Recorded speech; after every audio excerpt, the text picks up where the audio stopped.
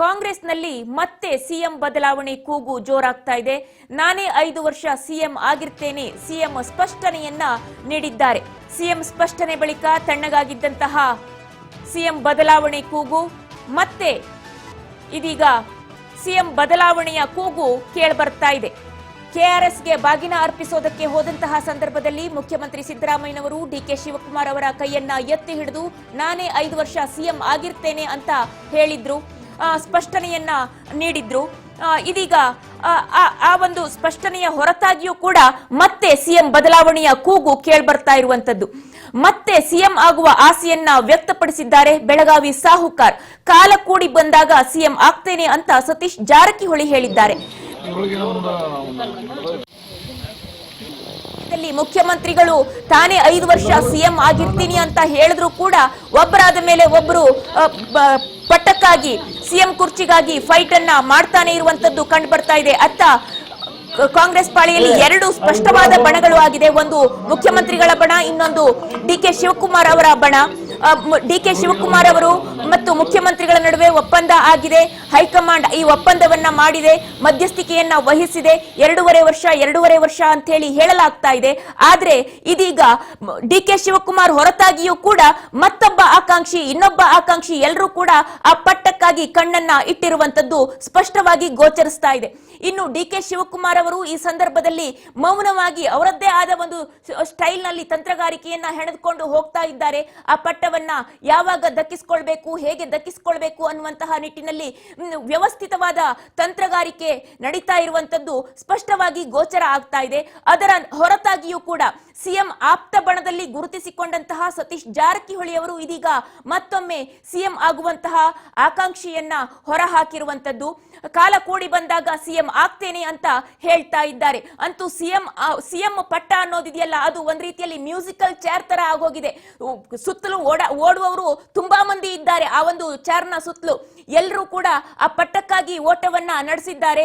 ಯಾವಾಗ music stop ಆಗುತ್ತೋ, ಯಾವಾಗ ಇನ್ನೊಬ್ರು ಬಂದು ಕುಳಿತುಕೊಳ್ತಾರೋ, ಇವ್ರು ಯಾವಾಗ ಹೇಳ್ತಾರೋ ಅನ್ನುವಂತಹ ಸಿಚುವೇಶನ್ ಕಾಂಗ್ರೆಸ್ ಪಾಳ್ಯದಲ್ಲಿ ಇದೀಗ ಕಂಡು ಬರ್ತಾ ಇರುವಂತದ್ದು.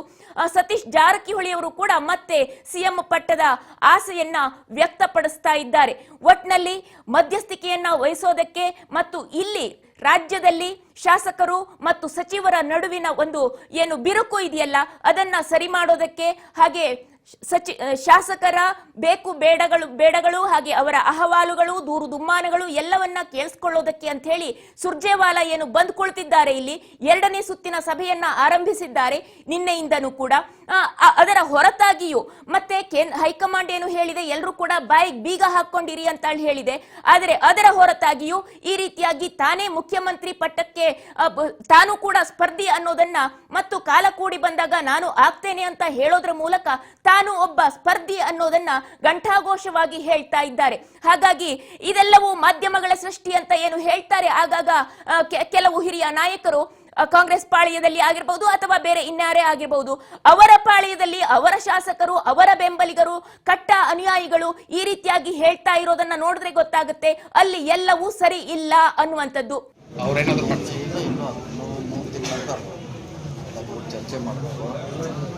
ಚರ್ಚೆ ಮಾಡಿ ಆಮೇಲೆ ಸೋಷಿಯಲ್ ಮೀಡಿಯಾದಲ್ಲಿ ಸಿಎಂ ನೆಕ್ಸ್ಟ್ ಸತೀಶ್ ಜಾರಕಿಹೊಳಿ ಅಂತ ಹೇಳ್ತಾರೆ ಸರ್.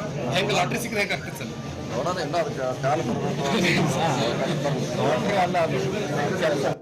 ಅವ್ರೇನಾದ್ರು ಇನ್ನೂ 3 ತಿಂಗಳ ನಂತರ ಚರ್ಚೆ ಮಾಡಬೇಕು. ಚರ್ಚೆ ಮಾಡಿ ಡಿಸಿಷನ್ ತೊಗೊಳ್ತೀವಿ ಟೈಮ್. ಆಮೇಲೆ ಸೋಷಿಯಲ್ ಮೀಡಿಯಾದಲ್ಲಿ ಸಿಎಂ ನೆಕ್ಸ್ಟ್ ಸತೀಶ್ ಜಾರಕಿಹೊಳಿ ಅಂತ ಹೇಳ್ತಾರೆ ಸರ್. ಹೆಂಗೆ ಲಾಟ್ರಿ ಸಿಕ್ಕರೆ ಹೆಂಗೆ ಆಗ್ತದೆ ಸರ್? ನೋಡೋಣ, ಎಲ್ಲ ಕಾಲ ಅವ್ರೇನಾದ್ರು ಇನ್ನೂ 3 ತಿಂಗಳ ನಂತರ ಚರ್ಚೆ ಮಾಡಬೇಕು. ಚರ್ಚೆ ಮಾಡಿ ಡಿಸಿಷನ್ ತೊಗೊಳ್ತೀವಿ ಟೈಮ್. ಆಮೇಲೆ ಸೋಷಿಯಲ್ ಮೀಡಿಯಾದಲ್ಲಿ ಸಿಎಂ ನೆಕ್ಸ್ಟ್ ಸತೀಶ್ ಜಾರಕಿಹೊಳಿ ಅಂತ ಹೇಳ್ತಾರೆ ಸರ್. ಹೆಂಗೆ ಲಾಟ್ರಿ ಸಿಕ್ಕರೆ ಹೆಂಗೆ ಆಗ್ತದೆ ಸರ್? ನೋಡೋಣ, ಎಲ್ಲ ಕಾಲ